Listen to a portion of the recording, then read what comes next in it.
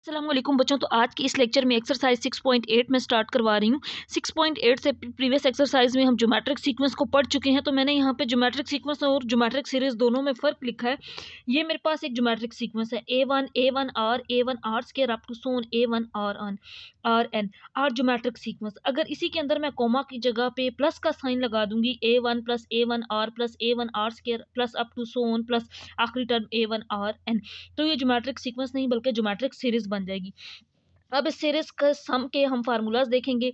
तो इसके सम के दो फार्मूलाज फाइनाइट ज्योमेट्रिक सीरीज के होंगे और फिर हम इनफाइनाइट। दो तरह का आता है ज्योमेट्रिक सीरीज, दो तरह की होती है। एक होती है फाइनाइट जिसकी आखिरी टर्म हमें पता हो, एन टर्म है या 8 है या 4 है, और इनफाइनाइट जिसमें हमें आखिरी टर्म ना पता हो, जिसको हम काउंट ना कर सकें, मतलब इन्फिनिटी तक सीरीज हो। तो पहले हम फाइनाइट ज्योमेट्रिक सीरीज का सम देखते हैं। तो इसका सम का फार्मूला होता है SN is equal to A1 minus R power N divided by 1 - are.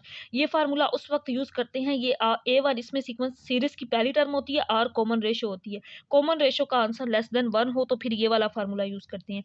इसका जो दूसरा फार्मूला है फाइनाइट ज्योमेट्रिक सीरीज का, ये है A1, इसी को आर एन को पहले लिख देंगे Rn-1 और फिर इसको पहले R-1। ये फार्मूला तब यूज करेंगे जब कॉमन रेशो आर का आंसर ग्रेटर देन 1 होगा। अक्सर एमसीक्यूज में अगर पूछ लिया जाए तो आपने याद रखना है, आर मार्ड लेस देन 1 हो तो फिर सीरीज के सम का ये फार्मूला है। अगर आर मार्ड ग्रेटर देन 1 हो तो फाइनाइट ज्योमेट्रिक सीरीज के सम का ये फार्मूला होगा। अब आ गया है इनफाइनाइट ज्योमेट्रिक सीरीज। तो इसके अंदर दो मेन इंपॉर्टेंट एमसीक्यूज हैं जो आपने याद रखने हैं।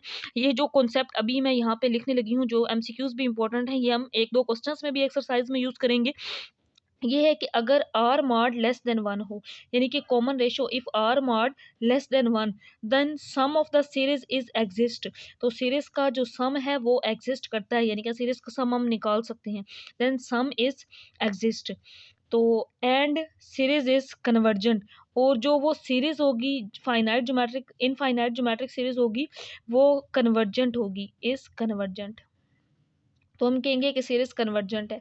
दूसरा इसमें जो इंपॉर्टेंट एमसीक्यूज ये है कि अगर कॉमन रेशियो का आंसर ग्रेटर देन 1 आ जाए, then sum of the series is not exist. तो इस सीरीज का जो सम है वो एग्जिस्ट नहीं करता। और अगर सम एग्जिस्ट नहीं करता तो फिर सीरीज कन्वर्जेंट भी नहीं होगी।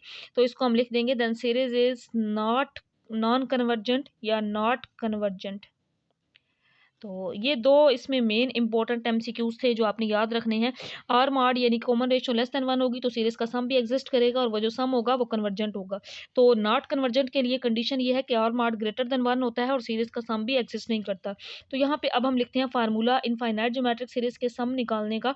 एस इन्फिनिटी A1 A1 पहली टर्म और आर कॉमन रेशो। इस फार्मूला से हम इनफाइनाइट ज्योमेट्रिक सीरीज का सम निकाल लेंगे। तो अब स्टार्ट करते हैं क्वेश्चन नंबर 1।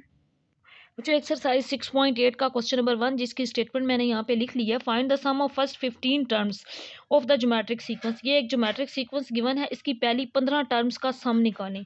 तो यहाँ पे ये एक जीपी सीक्वेंस दिया गया है, 1/3 1/9 अप टू सोन। तो हम यहाँ से A1 और R निकाल सकते हैं। पहली टर्म A1 1 है, कॉमन रेशो इसकी क्या होगी A2/A1। तो 1/3 डिवाइडेड बाई 1, तो डिवाइड करेंगे आंसर 1/3 ही आएगा। तो अब इसमें कितनी टर्म्स का सम निकालना है 15 का, तो इसमें n 15 है।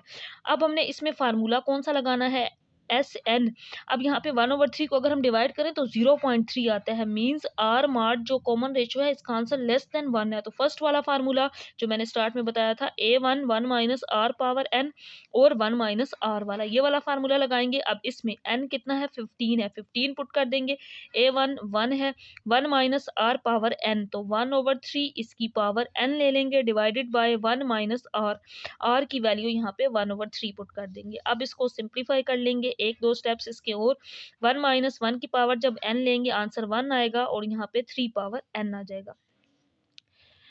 तो बल्कि n यहाँ पे 15 था तो n हम पुट कर देंगे 15, 1 की पावर 15 आंसर 1 और यहाँ पे 3 की पावर 15 आ जाएगा। यहाँ पे एलसीएम ले लेंगे 3 - 1। तो इसके बाद जो अगला स्टेप बनेगा ये होगा 1 - 1 ओवर। अब 3 की पावर 15 आपने कैलकुलेटर पे ले लेनी है, तो इसका आंसर आता है 1434 8907, ये आंसर आ जाएगा। यहाँ पे 3 - 1 2/3, ये आंसर आ गया। अब ऊपर भी एलसीएम बन गया है तो ऊपर वाली वैल्यूज़ में भी एलसीएम ले लेंगे। 1434890 ये वैल्यू 1 से मल्टीप्लाई हो जाएगी। यहाँ पे यही वैल्यू आ जाएगी 1434890 यहाँ पे -1। अब इसके नीचे जो डिवाइड में वैल्यू थी ये 2/3 है, इसको ऊपर ले जाएंगे तो 3/2 बन जाएगा।